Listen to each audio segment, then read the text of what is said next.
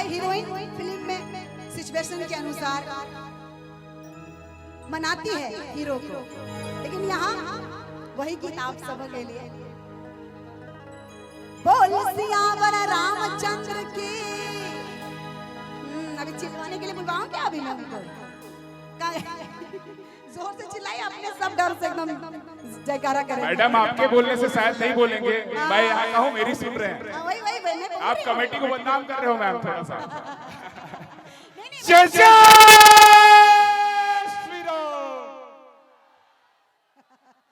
मैं कमेटी को बदनाम नहीं कर रही हूँ, मैंने बोला देखिए वो जो भाई चिल्ला के बोलेंगे ना तब आप लोग डर से एकदम तालियां बजाएंगे, जयकारा करेंगे। हाय कमेटी का मैं मध्य बाजार दुर्गा पूजा समिति की मैं बहुत बड़ी मैं शुक्रगुजार हूँ भाई। तो आइए सुना जाए।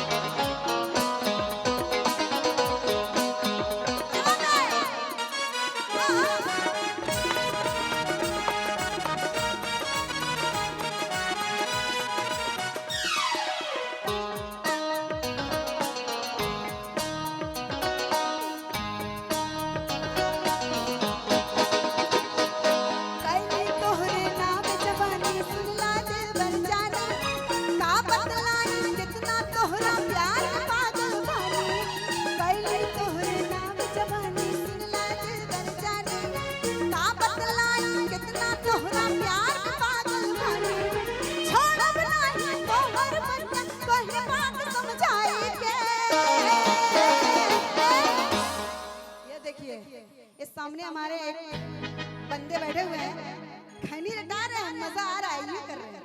हाय हाय